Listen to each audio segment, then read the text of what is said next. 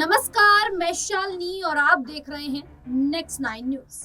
हरियाणा में कांग्रेस सांसद दीपेंद्र सिंह हुड्डा एक बार फिर भारतीय जनता पार्टी पर निशाना साधते हुए नजर आ रहे हैं। जी हां, आपको बता दें कि दीपेंद्र सिंह हुड्डा भारतीय जनता पार्टी पर निशाना साधते हुए ये कहते नजर आ रहे हैं कि जहां भारतीय जनता पार्टी प्रधानमंत्री नरेंद्र मोदी ये कहते हैं कि बेटी बचाओ बेटी पढ़ाओ, ये नारा बदल कर बीजेपी मंत्री बचाओ बीजेपी सांसद बचाओ कर देना चाहिए, क्योंकि भारतीय जनता पार्टी जो महिलाओं का शोषण करती है उन नेताओं को बचाने की कोशिश करती है। अब जिस तरीके से उन्होंने कोलकाता में हुए एक बड़े हादसे के बाद भारतीय जनता पार्टी यानी कि केंद्र सरकार को निशाना बना लिया है, इसमें वो और क्या कुछ कहते नजर आए हैं, सुनिए।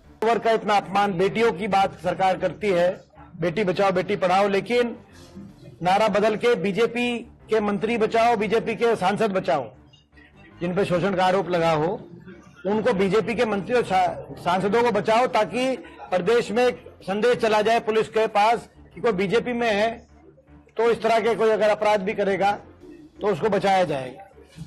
ये कितना गलत उदाहरण सेट हुआ आपने देखा। तो ये मैं समझता हूं कि जब आज हम कलकत्ता की बात कर रहे हैं, कितना वहां पे मैं समझता हूं पूरे देश को झंझोड़ के रख दिया उस घटना ने, तो हम आज हरियाणा की भी हम याद करते हैं वो बातें कि ये बीजेपी की सरकार में बेटियों को अपनी न्याय के लिए कितनी तकलीफों का सामना करना पड़ा। तो ये हमारे प्रश्न बीजेपी की सरकार के लिए हैं।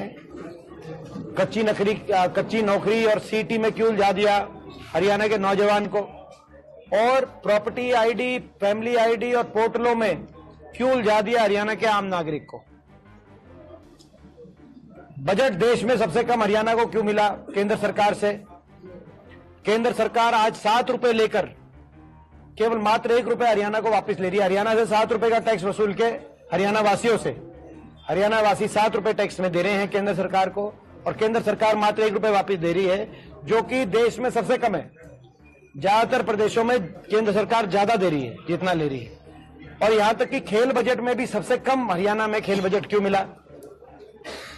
ये गुजरात में सबसे ज्यादा खेल बजट और हरियाणा में सबसे कम खेल बजट। ऐसा हरियाणा ने क्या बिगाड़ा है, क्या बुरा किया है कि देश में सबसे कम खेल बजट हरियाणा को मिले। इसकी क्या जस्टिफिकेशन है। तो ये सारे प्रश्न आज उठते और ये हम सवाल पूछ रहे हैं, और बीजेपी सरकार की तरफ से कोई जवाब आया नहीं। नायब सैनी जी आप देखते हैं, उन्होंने एक जगह तो ये बताया कि हम कहा कि हम हिसाब देंगे। उन्होंने फतेहाबाद में जाके 10 काम गिनवाए, 10 में से 7 काम कांग्रेस की हुड्डा सरकार में हुए थे। उसके 2 दिन के बाद डीपीआरओ को सस्पेंड कर दिया कि भाई ये गलत नोट दिया गया है, और ये गलत मेरे को ये जो कागज पकड़ाने वाले अफसर को सस्पेंड किया गया, मगर सरकार खुद को सस्पेंड करे फतेहाबाद में। तो आपने देखा कि किस प्रकार से दीपेंद्र सिंह हुड्डा जो है वो सीधे तौर पर भारतीय जनता पार्टी पर निशाना साध रहे हैं। कोलकाता में जो डॉक्टर प्रियंका के साथ हुआ है उसका यहाँ पर हवाला देते हुए वो ये कहते दिखाई दे रहे हैं कि केंद्र सरकार में महिला जो है वो सुरक्षित नहीं है, और बार बार इस तरीके की जो घटनाएं हैं वो सामने आ रही है। ऐसे में पुलिस प्रशासन पर ये कह सकते हैं असर जाता है कि जो भारतीय जनता पार्टी के अंदर है उस पर किसी भी प्रकार की ऐसी कोई कार्रवाई ना हो, और वो इस तरीके के कार्य करते रहेगा और बचते रहेगा। तो जिस तरीके से दीपेंद्र सिंह हुड्डा भारतीय जनता पार्टी पर निशाना साध रहे हैं, ऐसे में क्या आने वाले समय में भारतीय जनता पार्टी की हरियाणा में मुश्किलें बढ़ने वाली है। फिलहाल अब इस पूरे मुद्दे पर आप लोगों की क्या राय है हमें कमेंट करके जरूर बताइएगा। उसी प्रकार की देश दुनिया से जुड़ी खबरों के लिए देखते रहिए नेक्स्ट 9 न्यूज।